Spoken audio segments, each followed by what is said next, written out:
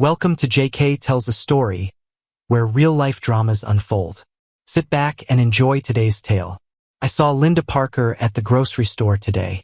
She told me Dylan is back home to run the family auto shop while his brother Nathan recovers from his accident. Patricia Williams told her daughter Emily, Linda said suddenly, determined to shove the can of peas as deep into the pantry as possible. Yes, Dylan. You remember him, don't you? He's your husband, or ex-husband. I'm not sure which description is more accurate. Is he still your husband, Mom? You know I don't like to talk about my problems with Dylan, Emily replied reluctantly. I don't know if we are still married or not. I've never received any official papers or notices of divorce. You've never filed for divorce, have you? Patricia persisted. No, I haven't, Emily replied, studying her shoes. He's the one who left. I thought he was going to. Your situation is the strangest I've ever seen, Patricia declared. He left 6 years ago. In all that time, he's never called, emailed, or even written a letter. You can't still love him after all he's done to you? Or can you? Emily lowered her eyes again but answered nothing. Oh, honey, her mother exclaimed. Don't tell me you're one of those women who accept abandonment and even think you deserve it. He abandoned you. It's his fault, Emily. A man who leaves his wife without explanation deserves no consideration. Since he's in town, divorce him. He was a great guy when you married him. In fact, he was great right up until the day he left. I liked him. He seemed responsible, considerate, hardworking, and devoted to you. And suddenly he's gone. You're still young. You need to find a good man you can rely on and create a good family. I make my own decisions, Mom. I'm 27 years old. I have a good job and I live in my own house. I'm not a burden to you and Dad, so I would appreciate it if you would stop running my life, Emily replied. I just want you to be happy, honey. I don't think you've been happy since the day Dylan left. If he loved you even a little bit, he would never have left you the way he did. He must have had a girlfriend. No, Dylan would never cheat. He's not like that, was Emily's immediate response. Emily's quick and decisive response surprised her mother. Her daughter was still defending the man who had packed up and abandoned her in the middle of the night. How could she? Why would she? Emily claimed that they hadn't quarreled before Dylan had left, but she never told her what could have caused such an abrupt break in their relationship. Patricia was sure that Emily wasn't telling the whole truth, and it was unlikely she ever would. Emily Rodriguez did not sleep well that night. She tossed and turned, trying to get comfortable, but sleep wouldn't come. Every time she closed her eyes, she saw Dylan in front of her. He was the most handsome man she had ever known. He was fun and calm and devoted to her. At least he had been before she'd ruined everything. Now he was back in Millbrook. Emily knew their paths were bound to cross someday. After all these years, she still didn't know what to say to him. And what could she say? She knew how hollow an apology would seem. There were no words to adequately describe the depth of her remorse. She had ruined their relationship. They could never be the same. Her life wasn't a fairy tale. It was real, and it was devastating. 2 days later, Emily was visiting her mother again when her younger sister Hannah, a graduate student at Ohio State University, came in after work. She was a journalism major, so she had a summer job at a local media group. I saw your husband today, Emily. He came by to place some ads. Are you interested in hearing about it? Hannah asked. If not her, then me, the girl's mother interjected. What did he look like?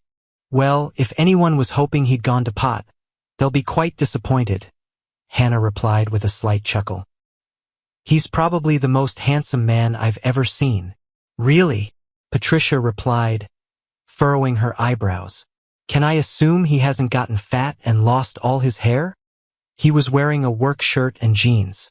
As far as I could tell, he looked completely put together.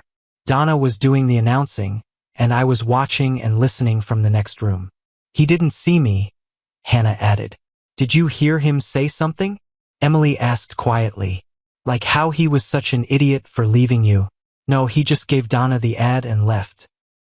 His daughter, on the other hand, is stunning. Hannah's mind raced as she watched her sister's reaction. Does he have a daughter? Patricia asked as Emily sat in stunned silence. That's why he left. He got some girl pregnant. You're lucky you got rid of him, Emily. I don't think many women would feel that way seeing him in that work shirt and jeans, Hannah objected. He exudes confidence. Besides, his daughter looked too old to have been born after he left Millbrook. I think she's about 12 or 13. How could he have a daughter 12 years old? He's only 28 years old now. He should have been 16 when he became a father. We know that didn't happen, Patricia reasoned as Emily remained silent. I heard him introduce the girl to Donna as his daughter. Her name is Sophia. She's gorgeous. She's very athletic and seems to be Daddy's little girl. Did Dylan's daughter have hair as dark as his? Emily asked. She's a stunning blonde, Hannah replied, watching her sister closely. Whatever her ethnicity is, it suits her very well. Oh, I just thought of something, Hannah proclaimed. Since Dylan is her father and you're still his wife, you must be her stepmother or something. Hannah, that was just mean, Patricia scolded as Emily ran off to the bathroom. There's something weird about all of this. I have a feeling things are going to come to light very soon. Secrets don't usually last long in a small town, although this one did last 6 years. Who was that pretty girl in the other room? Sophia asked as she and Dylan left the media group's office. She couldn't take her eyes off you. Remember when I told you about how I got married years ago? It was my ex-wife's sister, Hannah. She's probably about 22 years old now. I think she was surprised to see me. Was your wife as beautiful as her sister? Sophia asked. She was even more beautiful, Dylan replied with a small smile, remembering Emily's face. She was absolutely beautiful. Sophia studied Dylan's face before he spoke. You really loved her, didn't you? Why did she cheat on you? I wouldn't have told you this if I'd known we'd be moving back to Millbrook, Dylan allowed. Please don't tell anyone about it. If she doesn't tell you herself, no one will know why we broke up. There's no reason to hurt her now. You're something. You don't want to hurt her after what she did to you? Most guys would want to make her pay, but not you. She certainly ruined a good thing, but I'm glad she did it. I don't know where I'd be or who I'd be with if you hadn't come to live with Michael and me in Cedar Rapids. Yeah, at the time he didn't think it was such a good thing, but it worked out really well for me. Now I have the best daughter in the world. It makes me feel really good to tell people you're my daughter, even though Michael was your real father. We both know he was the best guy in the world, Dylan said with a sad smile. He told me that I should call you Daddy if I felt comfortable. You're my dad now, and I love you like you're my real dad. You didn't have to accept me, but you did. I'm lucky we had different last names. It made the adoption process clearer, Sophia admitted. We were fortunate that Michael was able to give us a heads up in time to plan. He was the one who insisted we start the adoption process. If your father had testified before he died about how he wanted me to adopt you, it would have saved us a lot of red tape. I miss him a lot, but I like being your daughter. Is that okay? Sophia asked with sudden concern. That's exactly what Michael wanted, Dylan assured her. He knew he wouldn't be around to watch you grow into a beautiful and independent woman. He honored me when he asked me if I would be your father. It was an unquestionable decision. You do realize we're going to have a hard time finding a new mom for me if you're already married, Sophia remarked. Maybe we should meet Emily and ask her if she's divorced you. Let's hold off on that, Dylan cautioned. When I filled out the adoption paperwork, I indicated that I was married. Social services rarely looks favorably on single men adopting beautiful young women. Let's get you settled in school and cement our position in society. When we're sure no one will give us any trouble, we can go to Emily to get a copy of the divorce decree. Until then, we won't be looking for a new mom. Okay? Of course, Dad. I understand. I just know that all women will want to marry you. We just need to make sure we find one that's right for both you and me. Not every woman will agree to have her daughter go on dates, Sophia teased. Stop worrying about that. If a woman can't fully accept you, she won't stand a chance with me, Dylan promised. You will always be my daughter. Your children will be my grandchildren. End of discussion. Sophia rushed over to Dylan and hugged him tightly. Dylan was well aware that the loss of her mother as an infant and her father last year had caused her great distress. He had to keep reminding her that he loved her very much and would never leave her. Dylan explicitly explained to his mother what topics would be off-limits when he and Sophia moved in with her. He would help run the family auto shop and would not tolerate interference in his personal affairs. His mother, Margaret, readily agreed. Dylan was surprised at her quick agreement but decided not to say anything more on the subject. Dylan was washing up in the bathroom when he overheard Sophia talking to his mother. "Grandma, we saw Emily's sister Hannah. She's very pretty. Do you think Emily is as pretty as her sister?" Dylan had to strain to hear his mother's reply. He knew she was trying hard not to let him hear her. He made it clear that Emily, her family, and anything to do with Emily were off limits, honey. Emily is a beautiful woman. She was pretty when she and Dylan got married, but now she's turned into a confident, capable young woman. I don't see her very often because things aren't going well with her and Dylan, but she's always been very polite to me. If it were up to me, those two would still be together and give you brothers and sisters too. Too bad it's not up to me. I promised I wouldn't discuss this topic, so we'd better change the subject before your father hears us," Margaret concluded. "Dad drove me by the new school this afternoon," Sophia informed him as Dylan entered the room and sat down at the kitchen table. "Their basketball court looks like it's in great shape. I can't wait to try out for the team. I saw online that there will be tryouts next Tuesday afternoon." "I didn't know you played basketball," Margaret exclaimed, but with less enthusiasm than Dylan had expected. In fact, this information seemed to worry his mom. "It's my favorite sport. I was one of the best players on the travel team when we lived in Cedar Rapids. We only lost one game," boasted Sophia. "She was far from the best player on the team," Dylan remarked with a chuckle. "She's just being modest."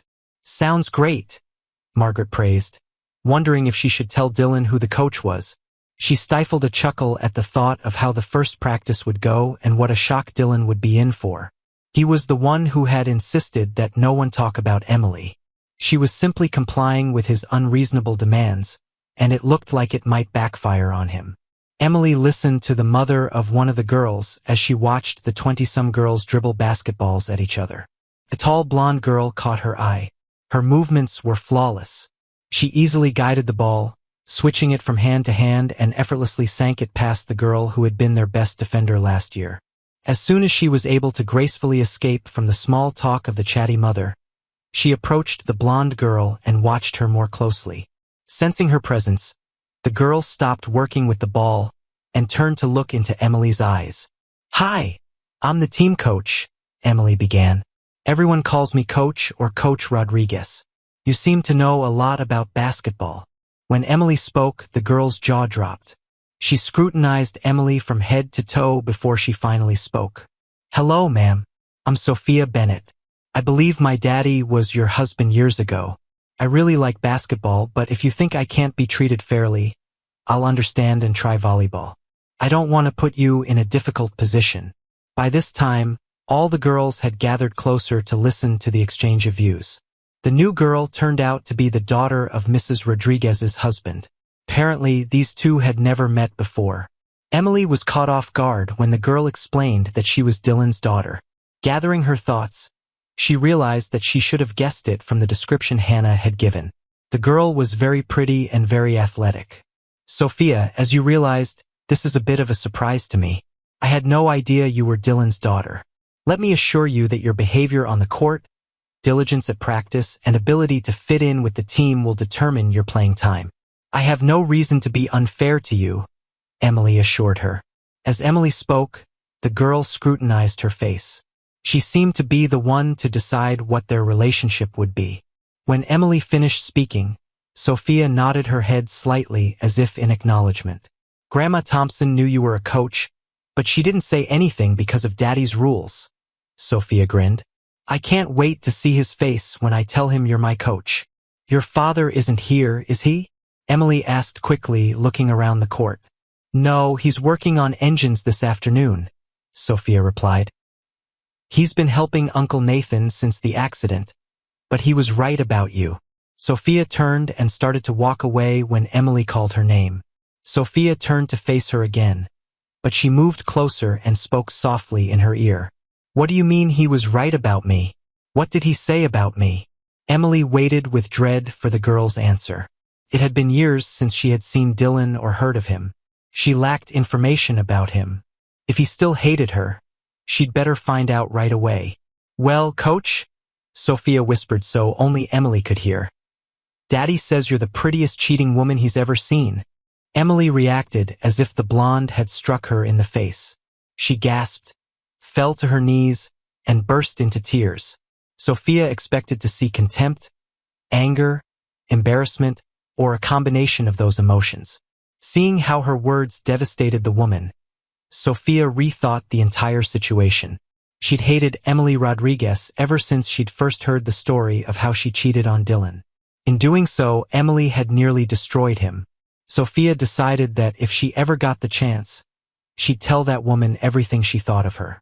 Emily Rodriguez somehow didn't fit into the picture that Sophia had created. She seemed to be loved and respected by the other girls. Sophia had noticed how popular the coach had been within minutes of her arrival. Now the woman was showing real desperation over the words Sophia had said. Those were the very words she had promised herself she would use if she ever met the woman who had caused Dylan such pain. Sophia took no pleasure in her revenge. She walked slowly to the bench to sit on it and wait for her inevitable dismissal. What did you say to Coach Rodriguez? Demanded the woman who Sophia guessed was the team's assistant coach, who had arrived late. She flipped through the list of names on her clipboard. What's your name? I'm Sophia Bennett. I'm sorry if I caused a problem. Sophia apologized. Bennett? Repeated the stunned woman. Are you related to Dylan Carter? He's my father, Sophia stated with what she hoped looked like pride. I think you'd better leave, the woman advised. Coach Rodriguez is a wonderful woman. She doesn't need to be reminded every day on the basketball court about her situation with her husband.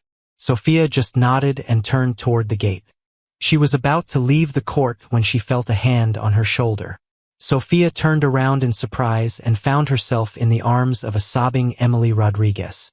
I'm so sorry, was all the woman could repeat as she held Sophia close. Not knowing how to react, Sophia simply remained motionless, while Emily gradually regained control of her emotions. Eventually her sobbing stopped, and the other girls gathered around again and watched, mesmerized. Your father is a fine man. Please stay and join the team, Emily instructed. If you are like Dylan, you will be a great addition. I promise I won't show so much emotion towards you again. Come back, please. Sophia found Coach Rodriguez leading her back to the bench. When they reached the bench, Emily turned her around to face the other girls. It's useless to deny that I practically broke down a few minutes ago. I want you to understand why. This is Sophia Bennett. Her father is my ex-husband. Her sudden appearance has shaken me deeply. I hadn't seen her father in 6 years, and even though I knew he was back in Millbrook, I was still surprised to find Sophia here today. I want you all to treat Sophia kindly. She's not to blame for all this drama. It would be wrong to blame her. Looking directly at Sophia, Emily asked the question she dreaded the answer to. Is your mom around here somewhere? I'd like to meet her and compliment her on what a wonderful daughter she has. Mom died when I was 3, Sophia answered with some sadness. It was just me and Daddy left. I apologize for being rude before. Daddy is probably upset with me for being rude. I'm sorry, Coach Rodriguez. Emily's head was spinning as she pondered Sophia's words. Her mother had died when she was 3 years old. How is that possible? It had been about 10 years ago. Dylan was still in high school then. She decided that was a mystery for another time. We started off on the wrong foot, Emily replied. Let's start over. I'm Coach Rodriguez and you're Sophia. Let me tell everyone the rules and expectations of the team, and then we'll start practice. After practice was over, Sophia climbed into her grandmother's SUV to drive home. How was your first practice, honey? It went pretty well, Sophia stated. All the girls have been good to me, and some of them are pretty good players. I think we're going to have a good team. Very nice, Margaret replied, and then asked about the coach. How did you like the coach? I heard she was very nice. Why don't you just ask what you really want to know, Grandma? Sophia replied with a smile. Good. How did you get along with Emily? Was she surprised when she found out who you were? Margaret asked. Did you like her? Well, she's kinder than I thought. She's still very worried about Daddy, and it's been 6 years. Dylan never told anyone why he left her. I don't know how much he told you, but they were a beautiful young couple. They seemed to love each other very much. Then one night Dylan got in his truck and drove away, Margaret recalled. I don't think he ever spoke to Emily again. I heard she didn't know why Dylan left. She can't blame it on Daddy, exclaimed Sophia furiously. She knows exactly why Daddy left. She drove him away. He's not the bad guy in this case. Okay, I think Dylan already talked to you about that, Margaret reasoned. I'm glad to hear that Dylan didn't run away from Emily for no reason. Can you tell me why he left? Only Dad or Coach can explain it to you. I promised my dad I wouldn't tell anyone, Sophia replied. When Dylan got home, dinner was waiting for him. After he cleaned himself up, he sat down at the table and, slicing a pork chop, asked Sophia how her basketball practice had gone. It didn't start out very smoothly, Sophia admitted as she watched Margaret. Coach looked upset when I told her my name. We talked for a while. Eventually it smoothed out. Dylan noticed his mother's expression as Sophia briefly described her day. He knew it was a sure sign that there was more to the story. Your coach is a friend of Emily's. I should have considered that possibility. Do you think you'll get a fair evaluation? Emily Rodriguez is my coach, Dad. Dylan was speechless for a full minute as his brain tried to comprehend the implications of Sophia's statement. He realized that he had made a mistake in not learning more about Emily's current situation. Dylan's mother smiled broadly as Dylan turned to look at her. She could still read her son's face and knew what conclusion he'd come to. Mom, can you tell Sophia and me more about Emily? It looks like we're going to have to talk to her regularly, Dylan admitted reluctantly. It's very nice of you to ask at last. Emily is a math teacher at Millbrook High School. She has been coaching basketball for 3 years. Last year they only lost 2 games. She is still single or married to you depending on which rumors you prefer to believe. The general consensus is that her husband ran off one dark and stormy night, probably because he had a girlfriend on the side. That's not true. Daddy never cheated, Sophia protested. Sophia, what did I tell you about that kind of talk? Dylan interrupted. I expect you to speak and act respectfully when you're around Emily. Please don't do anything that I would have to apologize to her for, Dylan insisted. That would be embarrassing, to say the least. Dylan noticed how red Sophia's face turned as she quickly lowered her gaze to her plate. He took a deep breath before he spoke. What did you do, Sophia? How bad was it? I may have called her a bad name, but I apologized to her, Sophia added immediately. I think we're okay now. She treated me the same way she treated the other girls during practice. What exactly did you say? Dylan asked, cursing himself for telling Sophia the reason for his failed marriage. I have to whisper this to you. Grandma mustn't hear it. I know it was wrong, but it just came out. I'm sorry, Daddy. Sophia stood up, walked over to Dylan, and whispered in her ear. Margaret couldn't hear what the girl said to Dylan, but it was clear from his reaction that he wasn't happy. Sophia, I told you something in confidence, and you couldn't keep it a secret? Dylan complained, trying to contain his irritation. That puts me in a very uncomfortable position. I expect you to learn a lesson from that mistake. I regretted it as soon as I said it, Sophia replied, crushed. It hurt a lot more than I expected, Sophia admitted. I forgot to tell you that she told the girls you were her ex-husband. Now we can find you a new wife. Emily was at loose ends. She struggled to act normal so she could make it through the team's training session. She was glad she lived alone as she sat in her favorite chair and cried for hours. School was still 2 weeks away, but practice for fall sports had already started. Even though she didn't have to get up early to teach lessons, she still had to get ready for basketball practice. As she drove to school the next day, she told herself that this day would be much easier. Yesterday's drama wouldn't happen again. Then she almost collided with Dylan Carter as she rushed to the back of her SUV to remove her team gear. "Hi, Emily. Do you have a moment? I'd like to apologize to you." I guess," Emily replied, though the thought of Dylan having to apologize to her seemed absurd. "Is there a problem? Sophia told me what she said to you yesterday. It was wrong. I tried to raise her better. It's partly my fault. I shouldn't have told her why we broke up. She and my cousin Michael are the only two people I told about it," Dylan assured Emily. "She's young, and she wanted to hurt you." Emily couldn't help but notice how great Dylan looked in a simple cotton t-shirt and jeans. His stomach was flat, and the muscles of his chest stretched the fabric covering it. His arms were muscular and defined. His hair was longer than she remembered. She had to admit it looked good. His jaw was strong, and his smile was infectious. He looked very masculine. She didn't say anything that wasn't true. "We both know that, Dylan. Unless you think I'm beautiful. That's the only thing you can argue with," Emily replied, wiping the droplets of tears from her cheeks. "I don't want you to suffer now because of what happened 6 years ago," Dylan replied. "It's over. We've both moved on. It's time to bury the past and look forward." "Over and done with," Emily repeated. "Sounds pretty simple. We'll just act like we were never in love, never married, and it should work out," Emily managed to say before tears ran down her cheeks. Dylan wanted to take Emily in his arms and hold her to his chest, but he was afraid he'd give the wrong signal. Unable to figure out how to deal with the sobbing woman, he just stood there and watched. While he waited, he had time to study his ex-wife. Her legs were tanned and strong.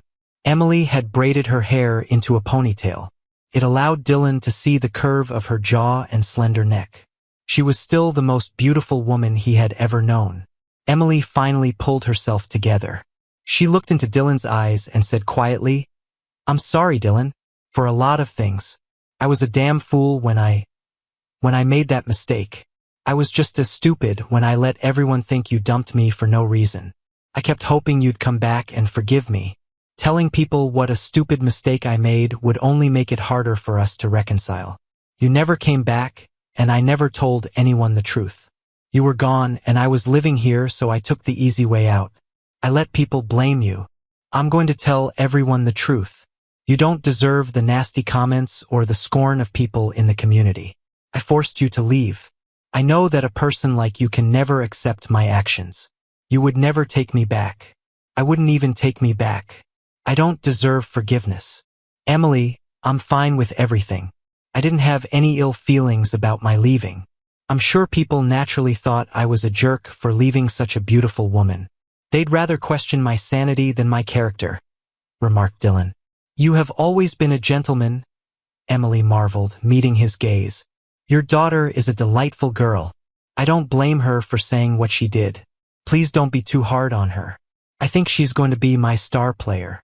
"It was nice to see you and lighten the mood," Dylan replied. "We'll be seeing a lot of each other with Sophia on your team. I hope we can get along without any drama. I must say you've gotten even more beautiful than you were when we got married." "Thank you, kind sir," Emily replied. "You look like you've added a few pounds, mostly in your arms and chest. I never thought of you as muscular before, but now the term fits you. Thank you for taking the time to straighten us out a bit." Dylan noticed about a dozen girls standing off to the side, watching him talk to their coach. He was distracting Emily from her duties, so he nodded and walked back to his truck to leave. "Was that Sophia's father?" exclaimed the red-haired girl, turning to her friends. "He's so handsome. My dad is balding and has a big belly. He looks much older than Mr. Carter." "Why did Coach Rodriguez let him go?" wondered another girl. "My mom's looking for a new husband after her divorce. Maybe I'll tell her about Sophia's dad." During basketball season, Emily was always taking her parents out to dinner. Her mom always made dinner shortly after practice was over.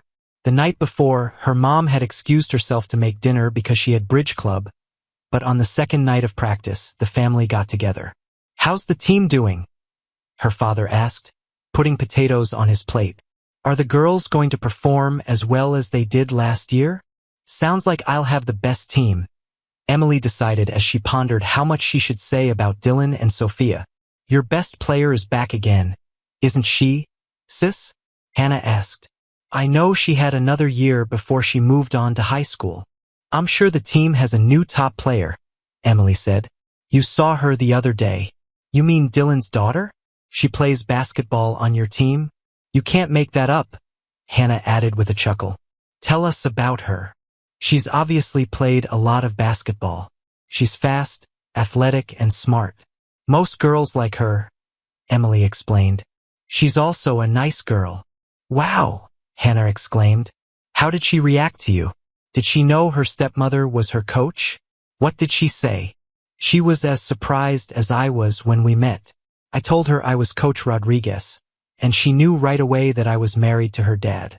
I think we're going to get along great. She's a really nice girl. Have you seen Dylan? Patricia asked. Did he have the courage to at least talk to you? I talked to Dylan today before practice. We worked some things out. It wasn't as awkward as I feared, Emily admitted. What exactly did you find out? Patricia asked. He apologized. Not that anything he could say was a suitable explanation for leaving his wife. We had a mature conversation without throwing accusations and recriminations. Dylan was a complete gentleman, Emily admitted. He even told me I was prettier than when we got married. Hallelujah, Patricia intervened. It follows that you are no longer married to him. You are free to find a husband who will treat you with love and respect. I almost had it all, Mom, Emily managed as tears ran down her cheeks. I didn't deserve a good husband. I didn't keep the one I had. He's the one who got away, Emily's father remarked. I should probably go find him and have some words with him. I wouldn't advise trying it, Papa. He has the look of a man who can handle himself quite well. Did he seem conflicted to you, Emily? Hannah asked as Emily wiped away her tears. That's an understatement. You're a big guy, Dad. I appreciate you wanting to protect me, but please don't have words with Dylan. He's different now than he was when he left. He's matured. He's obviously much stronger and more confident than he was before. It was quite obvious. That's it, Patricia asked. After 6 years, he comes back to town with a blonde daughter and doesn't explain himself to the wife he left? How did you keep from slapping him in the face? Mom, it never occurred to her to slap the guy. She's still in love with him. Look at her, Hannah stated. I can't explain it, but she loves him more today than the day he left. I'm just a stupid fool. Come on, say it. Emily sobbed. I've ruined the best thing I ever had. I deserve to be laughed at and worse. Hey, you're not stupid, Hannah replied, crushing her sister in a hug. I don't know what happened between you two, but if you still love that guy, I'm on your side. I'll help in any way I can. I want to see you happy again. There's nothing anyone can do. We'll never be together. Helping me accept that it's over is the best thing you can do for me. Hannah just hugged her sister. She didn't say anything else but decided that she would talk to Dylan and find out why he had left her sister and see if they had a chance to be together again. The next morning, Dylan was just about to give orders to his men when Hannah Williams walked into the auto shop. The men knew enough about Dylan's history with her sister Emily to remain silent as Hannah approached him. What can I do for you, Hannah? Dylan asked in a professional tone. I want to treat you to lunch at Murphy's today. Meet me there at noon. Dylan had no choice but to agree. He would never refuse a lady such a request in the presence of others. In fact, he had always liked Hannah, and he didn't mind having dinner with an attractive young woman. Hannah was already sitting in the booth when Dylan walked in. She stood up and hugged him tightly. Thanks for coming, Dylan. You look great. You have become a very beautiful woman, Hannah. It's good for my ego to be seen with you, Dylan replied calmly. You've always been a gentleman. How about we place an order and then we can catch up? I have a lot of questions, Hannah admitted. The first one is what you did to get so built up. Once they had ordered, Dylan began answering Hannah's many questions. When I left Millbrook, I visited my father's cousin, Michael Davis. We had only met a few times, but we chatted on Facebook, and he was always friendly. Michael was 10 years older than me. His wife Caroline had died a few years earlier due to a medical complication. Sophia was 7 years old when I first met her. Unfortunately, a little over 2 years ago, her father was diagnosed with cancer. He and I had become close. He saw how I felt about Sophia, so when he found out he was dying, he decided to help me legally adopt her. It wasn't easy, but we finalized everything just before he passed away almost a year ago, Dylan sadly stated. Oh, Dylan, that must have been a very hard experience for you. I can't imagine how Sophia handled it. I saw you in our office the other day, and she's a terrific girl. You can see that she really likes you. It amazes me that a single man was allowed to adopt a teenage girl. I've heard horror stories about how difficult these adoptions are. Between you and me, I didn't know that Emily had actually divorced me, so I indicated on the paperwork that I was married. I genuinely thought I was. Sophia is my life now. I can't imagine not having her with me. She still worries about the adoption. She knows how closely the authorities watch single men who adopt girls. She wants to help me find a wife as soon as possible, but what she really wants is a mom. Hannah knew that Emily thought Dylan had divorced her. Now Dylan was telling her that he thought Emily had divorced him. Hannah put that information aside, figuring it might come in handy someday.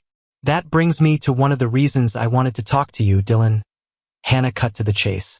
You've seen Emily. You know how beautiful she is. She graduated from college and got her teaching degree 2 years ago. She bought a small house. The kids at school adore her.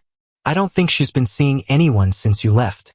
Is there any chance of you two getting back together? You were the perfect couple, Hannah stated with conviction. I'm sorry, Hannah. That's not going to happen. We're very different people now than we were when we got married. We've gone our separate ways. There's nothing left between us, Dylan replied. You've both changed, but for the better, at least in my opinion, Hannah argued. I'm sure she still loves you, Dylan. What happened to make you leave? She must have told you something about it, Dylan reasoned. She said it was her fault not once. She said you didn't agree on something with her and you left. She kept waiting for you to come back, Hannah added. Well, now I'm back, Dylan offered with a faint smirk. It just took me 6 years to do it. What have you been doing while you've been away? You've obviously gained weight, and it's all muscle, Hannah remarked, looking at Dylan's arms and chest. Michael owned a large auto repair complex in Cedar Rapids. Caroline had a small office there doing bookkeeping. After she died, Michael expanded one section into a full automotive training center. We started offering evening classes for people wanting to learn auto mechanics. You probably won't believe this, but I became a certified automotive instructor and also taught self-defense classes on weekends for teenagers. When you left, you were only a semester away from getting your degree. Did you ever finish it? Hannah asked. Yes, I took night classes. I even got my teaching certificate. It looked good when I taught the automotive courses and self-defense classes. Michael and I both had degrees. I think it helped us seem more legitimate. Saying goodbye, Hannah hugged Dylan again. I really enjoyed our lunch. I'm sorry you're so determined not to go back to Emily, but I hope we can remain friends. I'd love to, Dylan replied. I always need friends. Say hello to your folks for me. Huh? Dylan, I'd advise you to avoid them. They're not very happy with the way your relationship with Emily has turned out, Hannah advised. That's not surprising, Dylan replied with a chuckle. Your parents have always been loyal to you girls. I don't blame them for disliking me. In fact, I'd be shocked if they didn't. The next morning, Emily felt better than ever. She hadn't realized how guilt and anxiety had defined her life for the past 6 years. She had made peace with Dylan and with herself. She wished desperately that she had never cheated on him and that Dylan still loved her. But she had to face reality and make the best of it. When Emily approached the practice court in the afternoon, she saw Sophia doing some stretching exercises and the other girls watching her. Soon they joined Sophia, or at least tried to. How can you bend over like that and keep your balance? One girl asked after she fell to the ground. It seems like you're defying gravity.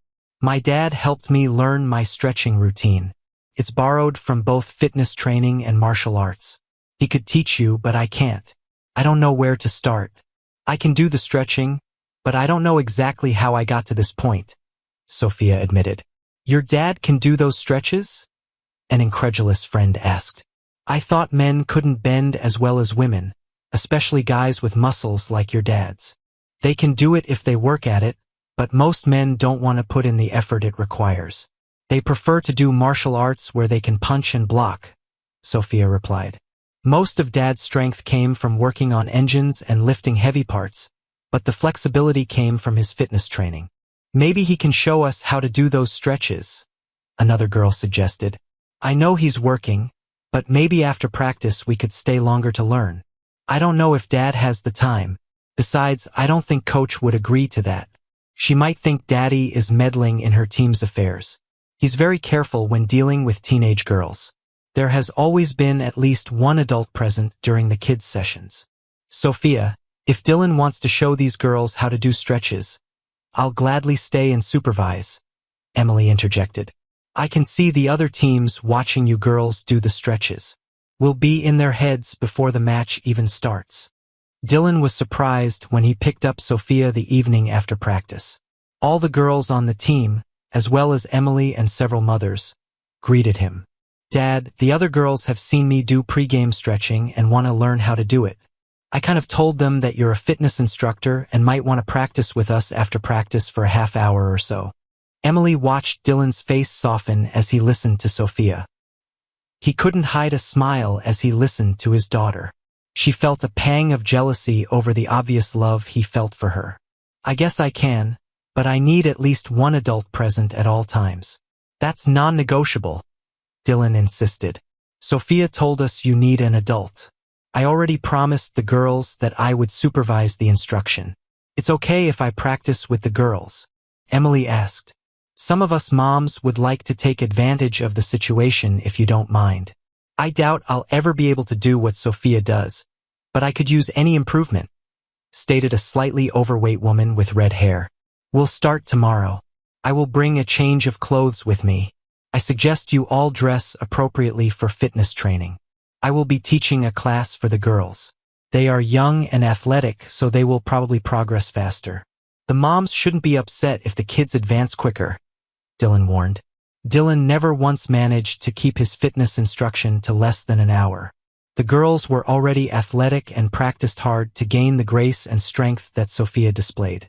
3 single moms were faithfully showing up to class.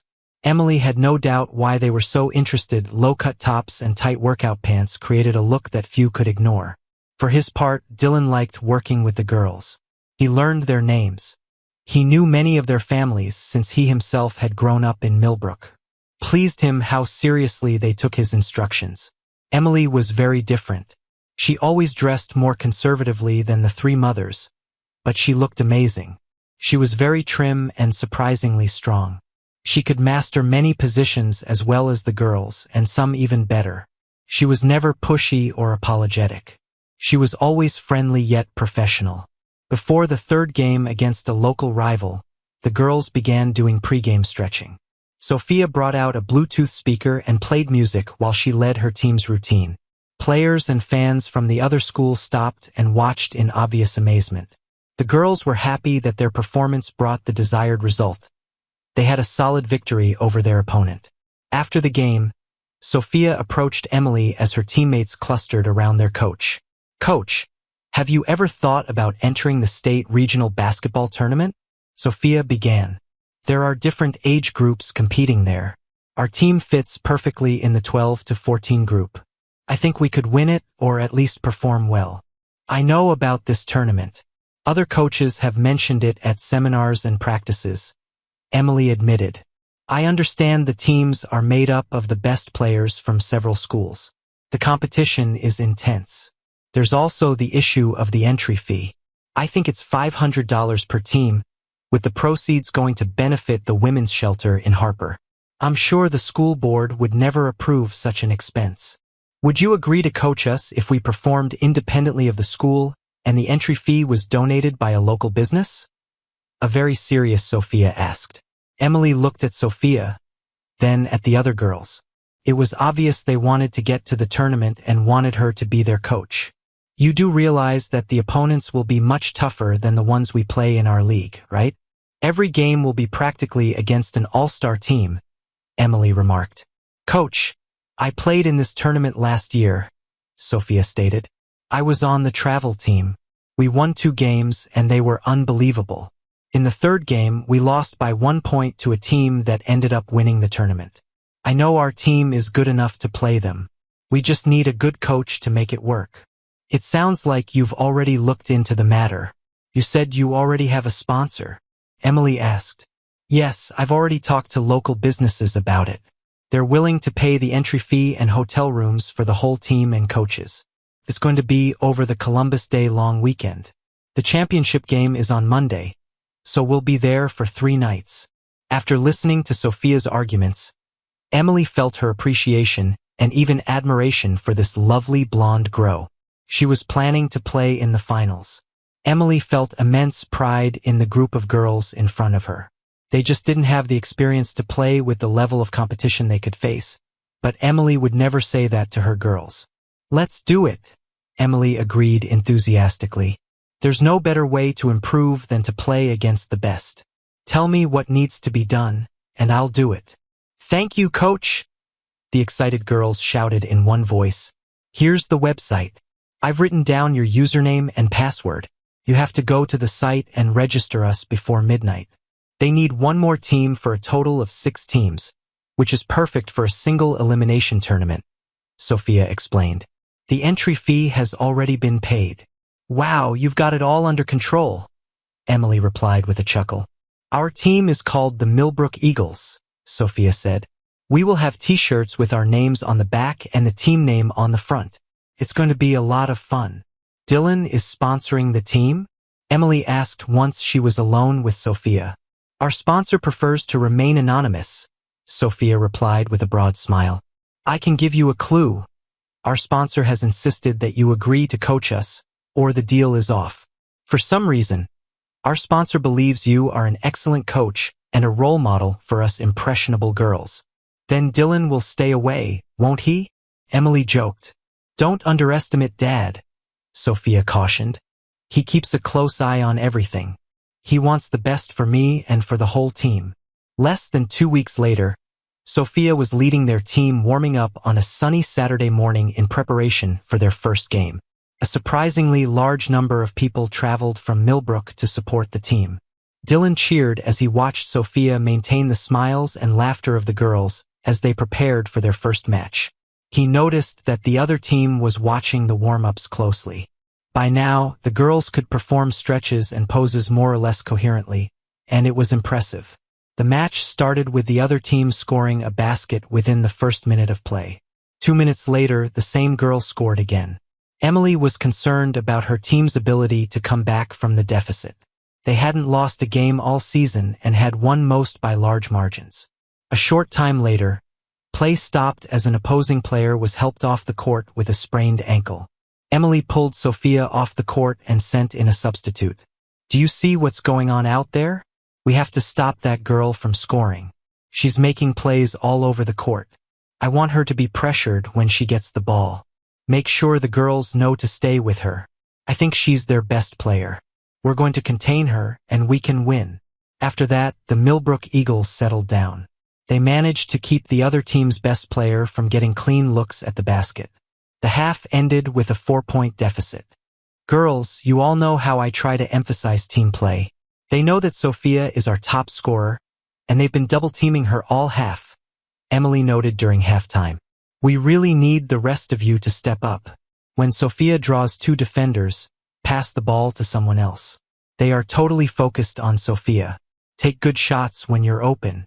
Their defense only had to guard a few real threats. Make them work. The Millbrook Eagles came out for the second half with a much more aggressive attitude. The girls started taking open shots and scored twice off assists when Sophia drew multiple defenders. With under a minute left in the game, Sophia drove to the basket and scored to give the Millbrook Eagles a 1-point lead. That was the final score. The Millbrook Eagles advanced to the next round. The girls were ecstatic. They hugged each other and Emily, and then hugged their fans. Emily saw Dylan enclose Sophia in a bear hug. As he lowered Sophia to the ground, one of the team moms hugged him and kissed him hard on the cheek. Emily was a little upset but realized she had nothing to complain about. She turned to go to one of her parents when she felt strong arms wrap around her. Suddenly she was in Dylan's arms. It had been almost 7 years since she had enjoyed this simple pleasure. The Dylan she was now pressed against was like steel. She was no small woman, but Dylan had no trouble sweeping her off her feet. "That was a great coaching job," praised Dylan. "Sophia told me you did a good job. Thanks for that and for treating the girls so well. Thank you for sponsoring us and getting us rooms," Emily replied as Dylan held her. "Some girls could never afford the trip and the rooms. It was very generous of you." "I'd do anything to make Sophia happy," Dylan admitted. "I never knew how deeply a man could feel for his daughter. She makes me feel alive. She wanted the other girls to have the experience she enjoyed last year, and she feels this team is better. She also thinks you are a much better coach," Dylan added. "Dad!" Sophia shrieked. "You've got a death grip on our coach. If you don't want me to start calling her Coach Mom, you should probably put her down so the rest of us can hug her." "Oh, I'm sorry, Emily," Dylan apologized, gently bringing Emily back to her feet. "I got a little carried away." "I don't think she minded much," Sophia pointed out as Emily blushed. "You know, you already have a room. I understand her mother had the same sense of humor," Dylan explained, turning to look at Sophia. The whole team and most of the fans stayed behind to watch the next game. The next day, they were to face the winner of that game. Emily wanted her girls to learn as much as they could about their style of play. She knew they would have to give it their best to have any chance of winning. The next morning, Sophia shined, leading her team to a 65-58 victory.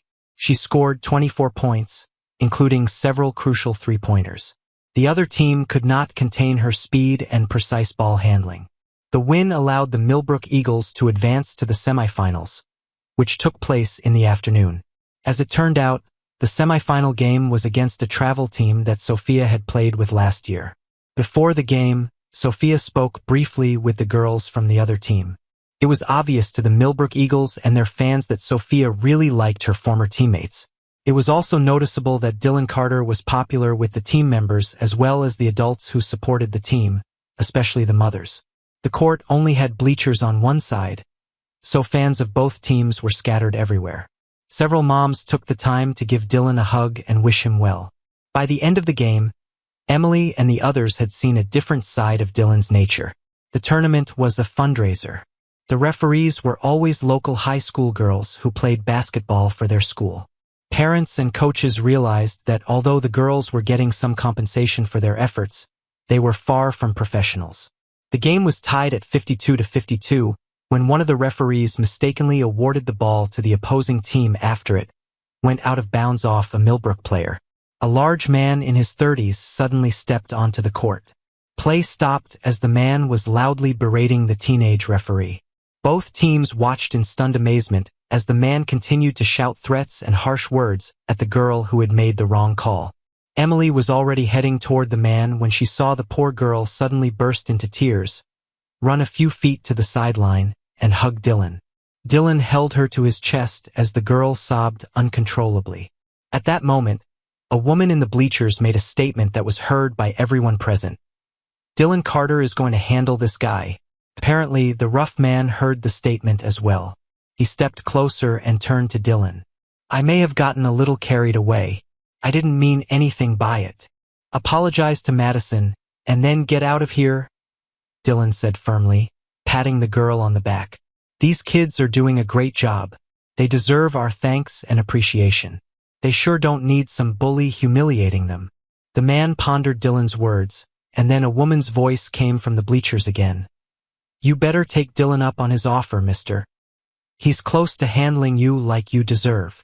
Emily managed to find the woman who had such faith in Dylan's ability to handle a large man. She was a short blonde woman in her 40s, dressed in jeans and a cotton shirt. Emily realized that she had earlier seen this woman offer a drink to the girl clinging so desperately to Dylan. She was probably the girl's mother. The big man made a decision. "I apologize, miss. I overreacted. You girls are doing a great job of officiating." With those words, the man turned and headed toward the parking lot.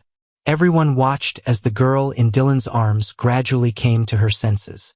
Dylan found a tissue in his pocket and held it out to her. The girl smiled at him, wiped her eyes, and stood on tiptoe and kissed Dylan on the cheek. "Thank you, Dylan. I knew you'd stop that awful man," the girl praised. "Mom was right when she said you were ready to handle his attitude. I could feel how tense you were. I'm just glad he didn't make you do anything more." The girl turned and trotted back onto the court while fans and players clapped and cheered her on. As soon as the applause stopped, the officials gathered to discuss how much time remained and who would have possession of the ball when play resumed. Madison went to Dylan's martial arts classes last year, her mom explained, correctly understanding the questioning looks from other fans. "She thinks Dylan is amazing, and I can't argue with that. No one can insult a young woman when Dylan is around. He just won't let that happen. Bradley Henderson is a pretty big guy. He's known to be willing to fight.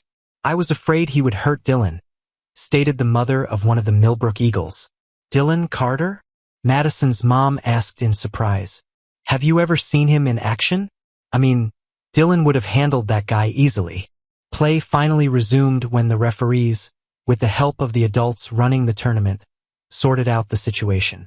With less than a minute left in the game, Sophia quickly gained possession of the ball and drove toward the basket. She passed to a teammate cutting to the hoop, and the girl scored what turned out to be the winning basket.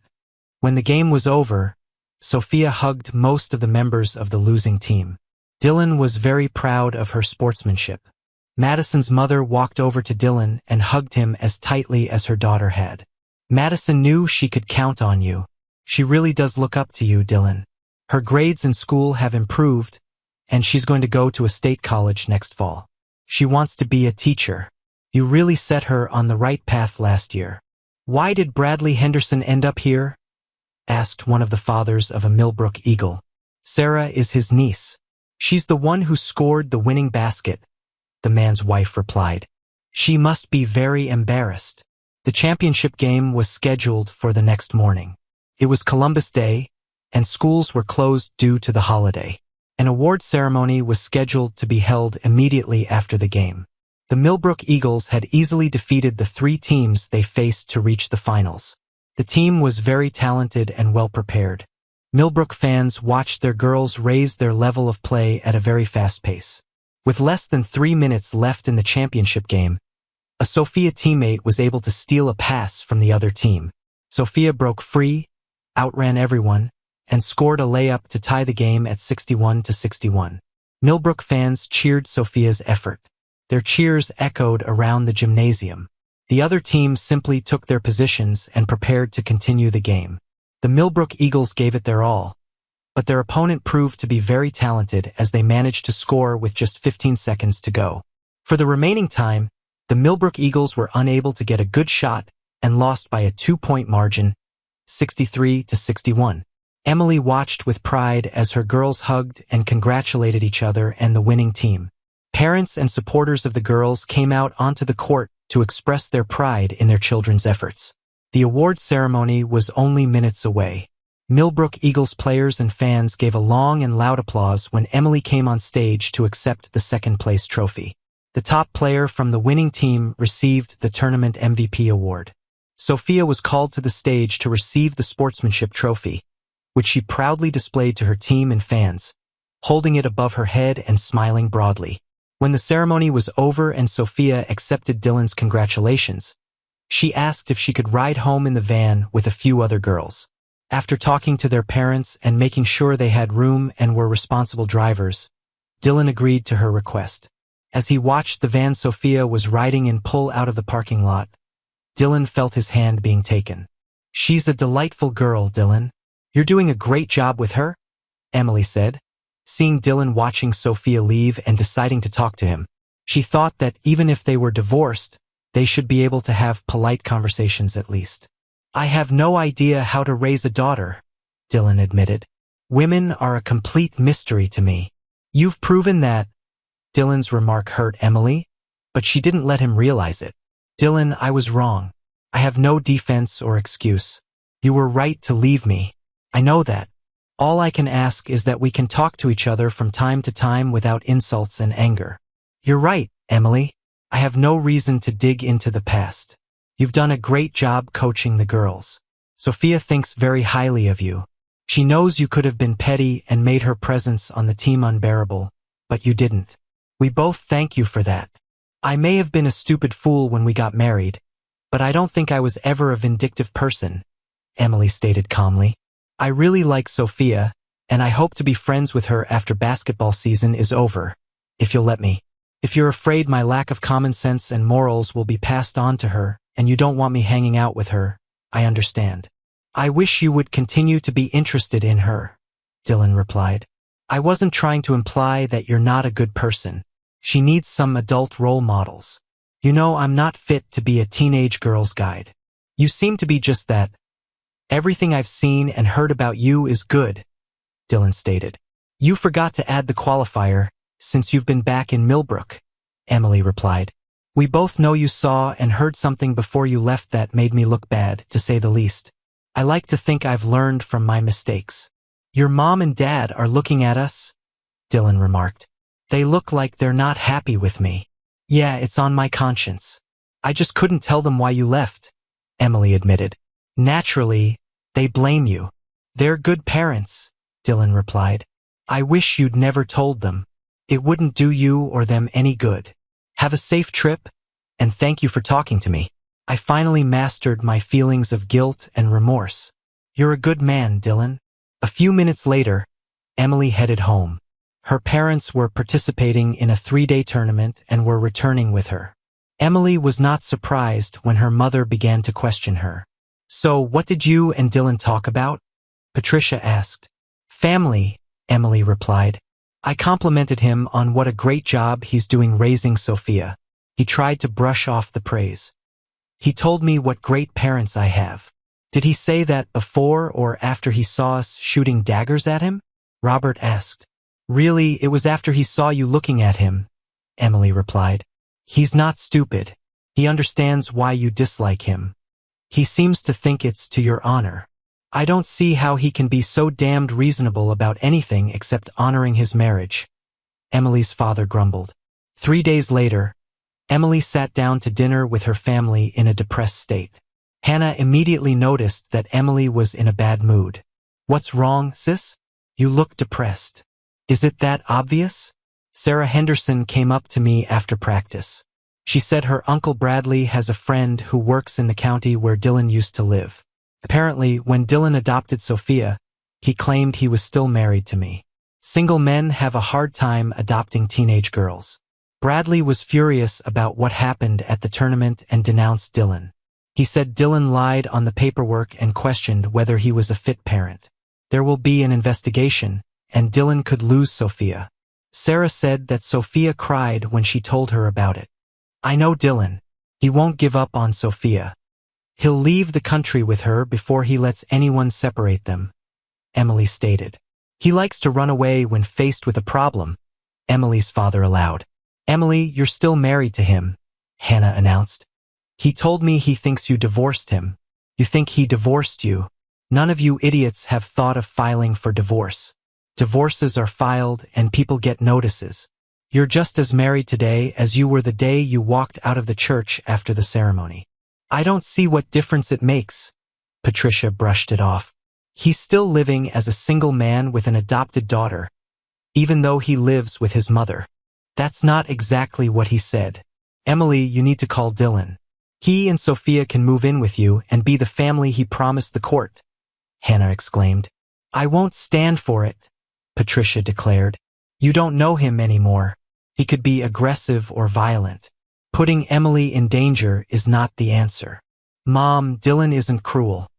He would never hurt me, Emily insisted. I'll go to him right now. Dylan sat at the kitchen table. A sobbing Sophia sat on his lap and cried into his shirt while his very distraught mother watched. The doorbell rang, and Margaret hurried to answer it. Dylan, can I talk to you and Sophia? Came Emily's voice from the doorway. Now is not a good time, Emily. Sophia and I are going on a trip, and we need to pack. I'll have Sophia call you from the road. Okay?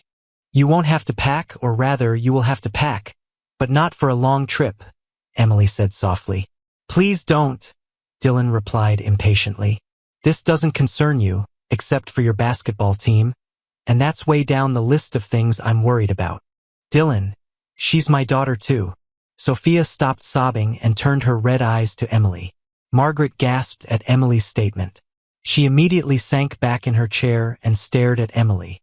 If you're trying to take Sophia away from me, you're in for one hell of a fight, Dylan growled. You have no right to call her your daughter. Dylan, I'm still your wife. The adoption papers say I'm her mother.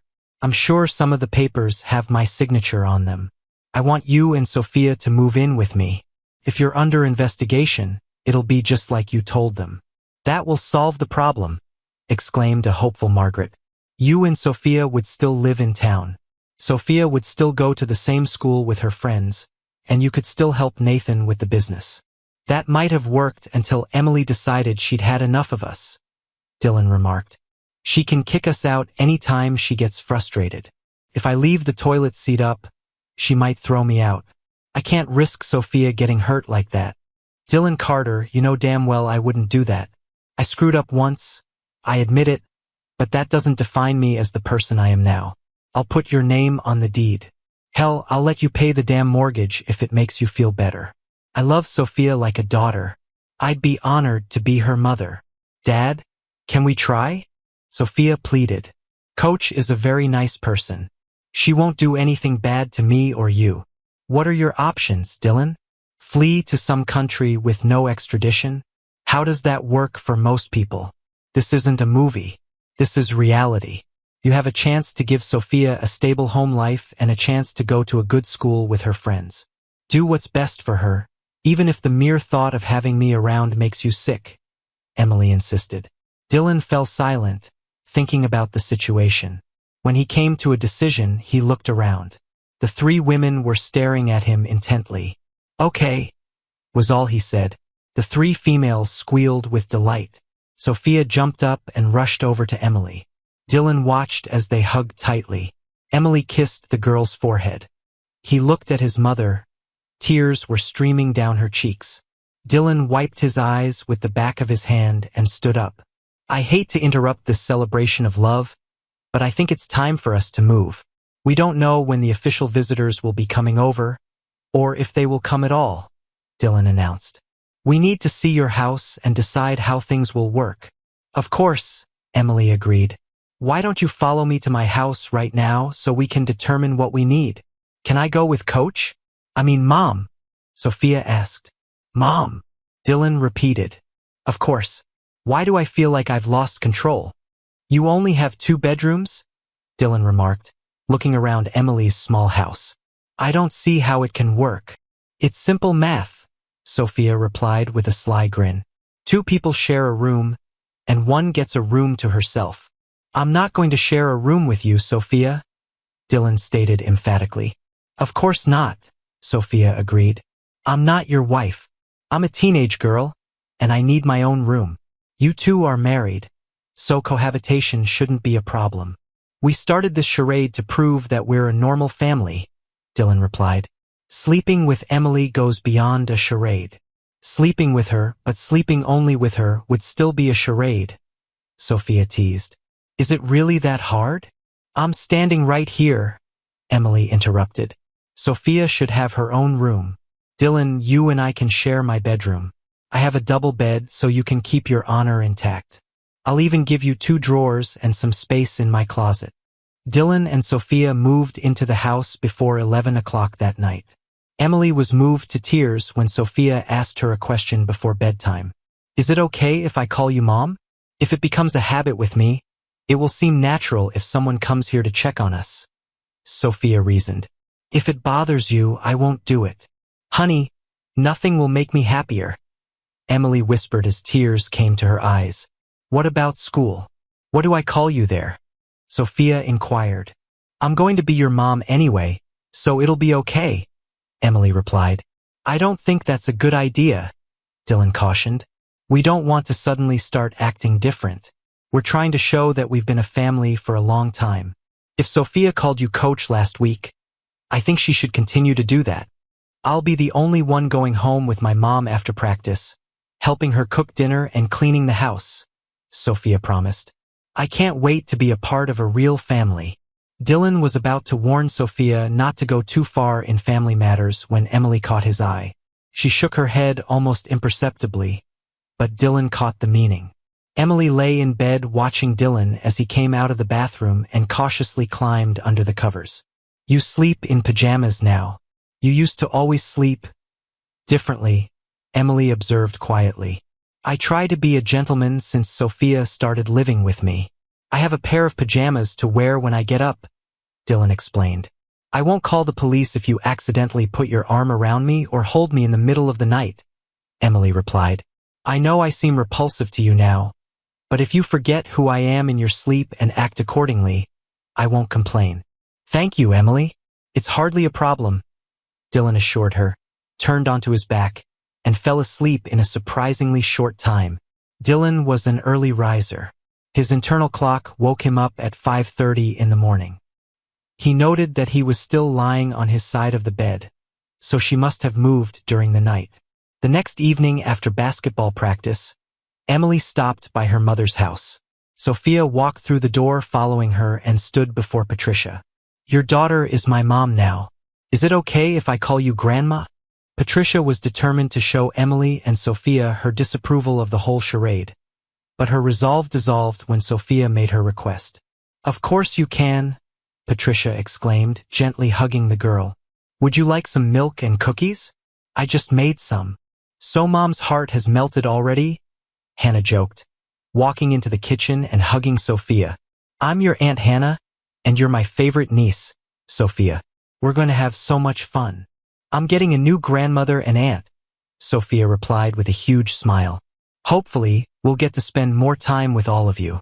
Dad knows Grandma doesn't like him very much, so we'll have to get together when he's working. Well, I really like your dad, Hannah replied. He's a very handsome man. How do he and your mom get along? Okay, I guess. They spent half an hour working out their rules of behavior in the bedroom. I don't exactly have a normal family, at least not yet, Sophia added meaningfully. Ah, do you think there's a chance? Hannah asked. Well, Daddy's quite the gentleman, and Mom looks like a model, only with more curves, so I don't think he has much of a chance, Sophia admitted as Emily blushed deeply. You're not thinking of going back to Dylan for good, are you? Patricia demanded. That's not the point, is it, Mom? I came by to ask about some of your recipes, not to give you a lecture on how to handle my husband and daughter. Emily immediately objected. I don't know how things will turn out. Dylan doesn't really like me right now, so you can take comfort in that. Dylan entered Emily's house shortly after she and Sophia had started dinner. He looked around and then went out the back door with a notebook and measuring tape. Once dinner was over, Dylan talked about what was on his mind. Emily, I want to make an addition to this house. I was thinking we could add another 26 feet by 14 feet. That would give you a large bedroom with a large bath and a huge walk-in closet, as well as a half bath for guests. Can I show you what I'm thinking? That sounds great, Dylan, but I can't afford it, so there's no point in even discussing it. I've had trouble with my mortgage several times already, Emily replied. I'm willing to pay for it if you'll let me, Dylan said. You're making a huge sacrifice for Sophia and me. I'll feel much better if you'll let me do it. It will increase your property value and give us a lot more room. Is sleeping with me really that bad? Emily asked, trying to keep her composure. Does just looking at me make you sick? No, it's not that. We don't need to be cramped up like this. We'll still live in the master bedroom, but we'll be much more comfortable, and we'll have more closet space, Dylan said. I'll agree to this if you promise to sleep with me the whole time we live together, Emily demanded. Agree or leave. Dylan looked at Emily's jaw and realized she was being serious. Glancing at Sophia, he saw that she was making a weak attempt to hide a smirk. Shrugging, Dylan said to both women, We have a deal. The basketball team remained undefeated in the league as the season was coming to an end. Dylan overheard Emily talking to Sophia about volleyball. By the end of the conversation, Emily had a new recruit for the team. Dylan couldn't help but notice how close Sophia and Emily had become. They joked around, went shopping, cooked meals, and played team sports together. Sophia was as happy as he had ever seen her. His relationship with Emily was complicated. Emily respected his boundaries and remained friendly but not romantic or intrusive. She never expressed negativity about the work that was being done on her house. The first week after moving in, Dylan brought a backhoe to the site.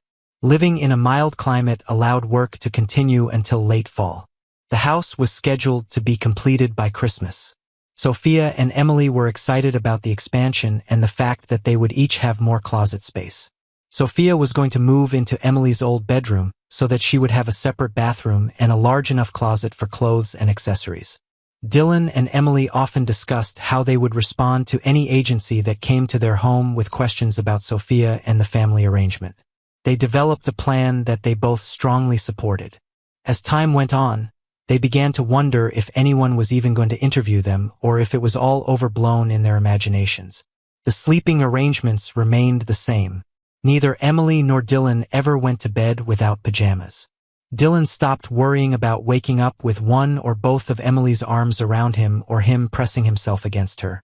She never mentioned it, so he figured it wasn't a problem. He was lying in bed one night thinking about the proposal he was about to make when he felt Emily tense up. He was surprised when she reached out and placed her hand on his chest. She let out a satisfied sigh and fell into a deep sleep.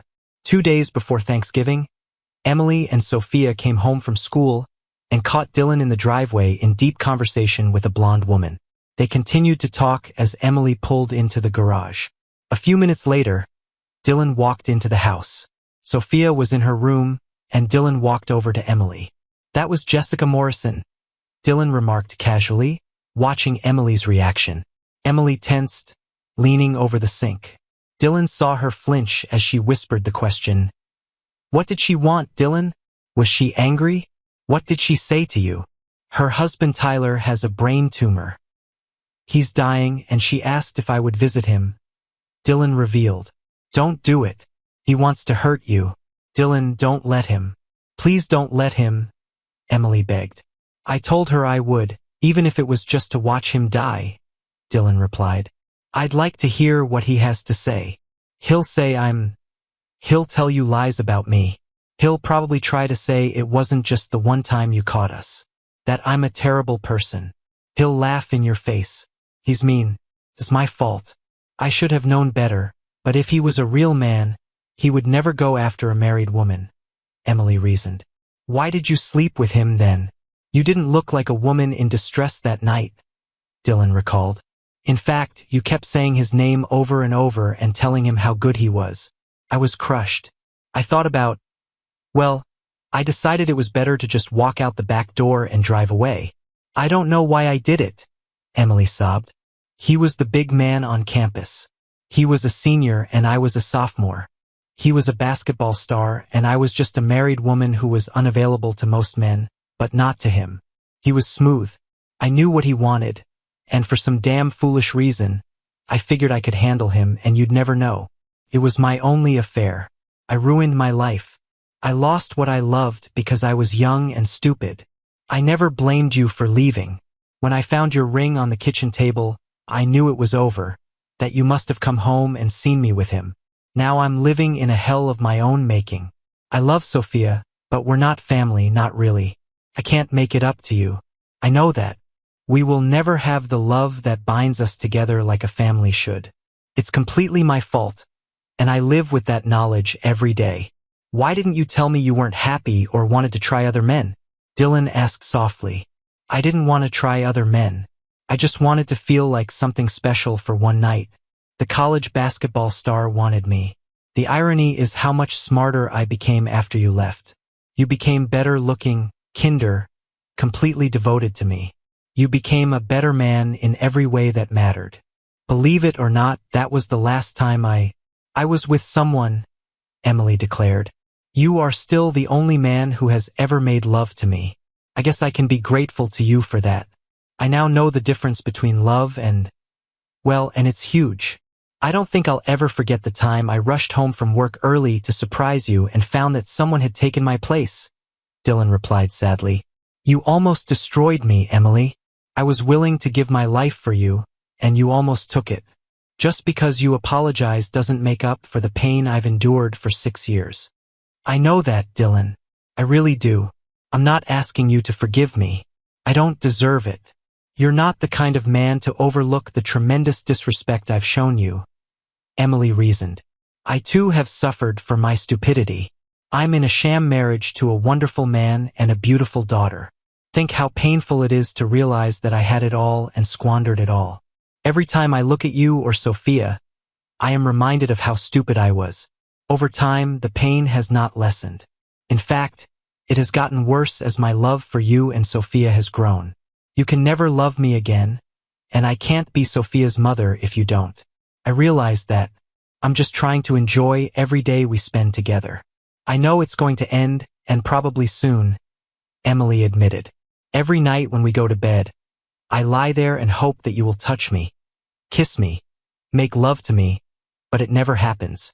It's not hard for you to resist me, Emily sadly stated. You just put up with me. It's my fault. Most men wouldn't resist me so easily, but the one I want shows no interest. Life's ironic like that. In early December, Dylan walked into a local hospital and asked to see Tyler Morrison. He was not prepared for what he saw when he entered the man's room. The man lying on the bed looked like he weighed 100 pounds. He looked like a skeleton with skin stretched over it. Dylan, thanks for stopping by. If you want to hit me or even strangle me, feel free. I deserve it, the sick man said in greeting. I just came by to make sure you know how happy I am that you're dying, Dylan said. If you look closely, you can see the smile on my face. That's one of the reasons I told my wife I wanted to see you. I thought my suffering would make you feel better, the patient admitted. It makes me feel good to know that I am making amends, even if I have to die to do it. You're talking nonsense, Dylan replied. No one wants to suffer, and no one wants someone else to enjoy seeing it. What the hell do you really want? I did you wrong, Dylan. I spent most of my life being terrible to people. You caught me with your wife, but you didn't hurt me like you wanted to. When I came downstairs, I saw an old shotgun leaning against the wall. Emily only saw your ring on the table. To this day, I've never seen a man in as much pain as you were that night. I owe you, and I have no way to pay you back. My life isn't worth a damn. You can see that. The only thing left for me to do is die. That's gonna happen whether you're here or not. I'm just offering you a chance to watch me die. It may bring you comfort, and it won't hurt me in the slightest, Tyler concluded. How will your wife feel about that? Dylan asked. I think it's pretty grim. I told her what I did to you and Emily. She understands that I want to do something to ease my conscience. My death won't bring me forgiveness, but it will make you feel better, so she agrees. I would ask you not to applaud when death takes me away. It will hurt Jessica, and she doesn't deserve that. Why did you do it, Tyler? You had plenty of girls. Emily was everything I ever had or wanted, and you ruined it. Dylan growled at the sick man. Because I was terrible, Tyler admitted. Because I could. How the hell can that be the reason? It wasn't until I met Jessica that I realized how terrible I was, Tyler admitted. I didn't care that your marriage broke up. Emily meant nothing to me. That's how worthless I was. I'm ashamed to admit it. It wasn't personal? Dylan asked. You weren't trying to ruin my life or keep us apart for some reason. I've always wondered why you needed a married woman when you had so many available. I hardly knew who you were. I didn't think about you, just that I was entertaining some guy's wife, Tyler admitted. She's a beautiful woman. That's all she was to me. A little married wife on the side. If you weren't so sick, I'd beat you senseless, Dylan threatened. If I wasn't so sick, I'd want you to do just that, Tyler replied. I've grown up really a little late. There's no excuse for my actions. I realize that now. A bullet between the eyes would have been too good for me. You miserable bastard, Dylan snarled.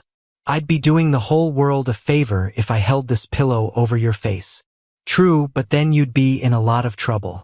Ending a dying person's life is considered just as much of a crime as ending a healthy person's life, Tyler reasoned. Why don't you just come in here when you get a chance? It's quite possible you'll see me take my last breath. Dylan had never been as angry as he was at this moment. This guy had ruined his marriage simply because he wanted to sleep with someone else's wife. To Dylan, Emily was the perfect wife. A woman devoted to him and willing to share the rest of her life with him. And then Tyler Morrison decided he wanted a taste of another man's wife. I guess I'll take you up on your offer, Dylan replied firmly. I'll be celebrating your death in a few days, you bastard. Dylan was true to his word. He visited Tyler Morrison several times a week, though he didn't tell Emily or Sophia about it. He knew his intentions were unhealthy at best. When Dylan stopped by for the third time, Tyler's wife Jessica was there with a little boy. Dylan nodded to the woman and sat down in the chair but soon rose and left the room. It was impossible to find satisfaction in the death of even the most vile man while his wife and young son were nearby. Dylan vowed to himself that he would not stop watching Tyler die. He deserved exactly what he got. The next time Dylan walked in on him, Tyler was in a pensive mood. You left because my wife and child were here, didn't you? It's hard to find satisfaction in my death when you see innocent people suffering from it. Isn't it? I'm here to see you die. I have no disagreement with your family, Dylan replied. Even as he spoke, Dylan realized he sounded pathetic. Was he really that kind of person? Tyler began to tell Dylan about his son and what the boy liked. Then he went into detail about how he had met his wife and how she had turned his life around. Dylan was well aware that Tyler was trying to gain sympathy. He also knew it was never going to work. Dylan stopped by to see Tyler on Christmas Eve. Since Dylan had first seen him, Tyler had weakened considerably. This time, Dylan had a purpose and he quickly got to the point. Tyler, I hate what you did, but I can't keep my hatred for you. I've thought it over and realized that the best revenge is to live well. I'm here to tell you that I will make sure your wife and son will never need help. You will die knowing that the man whose life you ruined is taking care of your family. I can see why you think you're getting revenge that way, Tyler replied weakly. You're not really good at revenge. I hate that I did that to you and Emily, but it somehow turned out to be a benefit to my family. It's ironic. A despicable act secures the future of my wife and child. That's the best I could come up with, Dylan offered. I won't come again. I don't want to see you die or even suffer. There's no satisfaction in that. It doesn't give me any pleasure. You do realize you're practically telling me you forgive me, don't you? Tyler replied. You found the strength in your heart to endure what I did to you, something no man can forgive. I didn't say that, but you can think what you want. I really don't care, Dylan replied. Tell me this, Dylan. I've hurt you in ways you can't bear. How can you forgive a miserable person like me and yet not find the strength to forgive a woman who loves you the way Emily does? What have I done to earn your forgiveness that she hasn't? I saw the relief on your face when you abandoned your hatred for me. Imagine how good it will feel if you forgive Emily.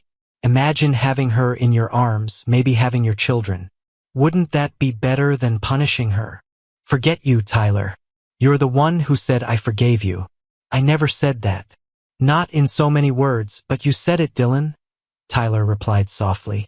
I'm going to die soon. I'll die happy knowing that you were able to grant me forgiveness and you'll take care of Jessica and Charlie. You're very bad at revenge, Dylan. It's not your strong suit.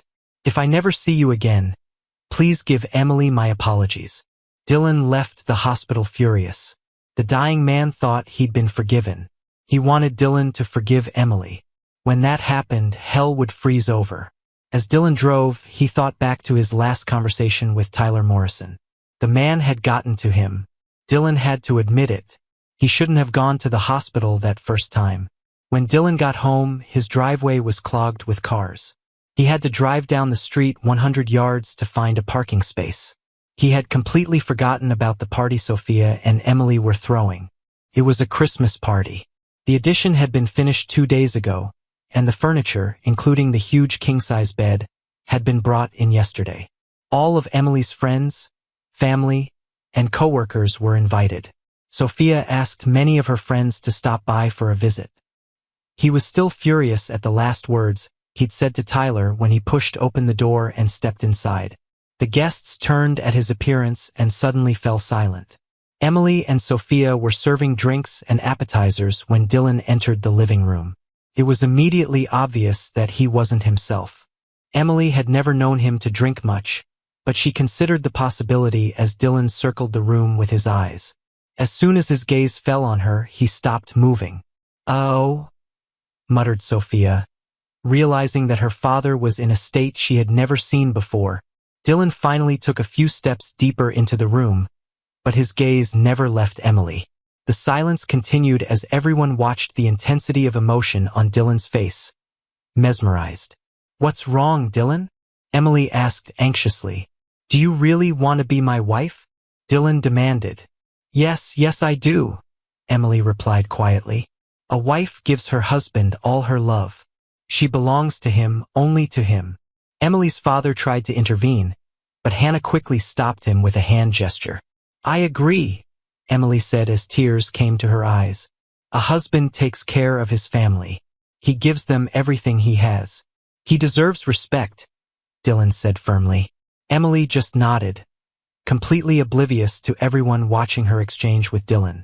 A good wife won't complain if her husband needs her, including right now in that big new bed. Not if he loved her and she loved him, Emily agreed. "Right?" Dylan said, scooping Emily up into his arms in a quick motion.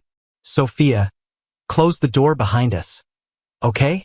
"Okay, Daddy," Sophia replied immediately, closing the bedroom door. "I'll be entertaining guests, so don't rush out on account of them."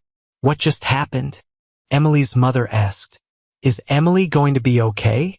"Oh yes," Hannah said with a laugh. "Emily is going to be all right for the first time in years." Only half an hour had passed when Dylan and Emily emerged from the bedroom. They had showered and put on different clothes. Emily stayed close to Dylan as their company began to banter gently. "That didn't take long," remarked one of Dylan's equipment operators. "I hope the boss had time to finish the job." "He did very well. Thanks for asking," Emily replied and gave Dylan a quick kiss on the cheek. "Dylan, I don't pretend to know what happened between you and my daughter, but her mother and I are damn glad things are better now," Emily's father stated, holding out his hand. "Just don't do it again." Shaking his father-in-law's hand, Dylan glanced at Emily before answering. "I don't think that can happen. Emily and I will be together from now on. Come to think of it, it was my idea for you two to live together so that Sophia's adoption wouldn't be challenged." "Funny how nothing ever came of that threat," Hannah remarked. "I was interviewed at school a few days later," admitted a grinning Sophia. "I told them we had a great family. Mom and Dad loved me and each other. I knew they would realize that sooner or later. I didn't tell anyone about it because I wanted us to stay together. Because of that, we moved in with my mom." "Why were you so emotional when you got home, Dylan?" his curious mom asked him. "I guess I was trying to determine exactly who I was hurting and why. Eventually, I realized that the pain caused by revenge is mostly self-inflicted. I needed to treat myself better. Emily will have to suffer with me for the rest of our lives." Thank you for your viewing. See you next time. If you enjoyed this, subscribe to JK Tells a Story for more tales.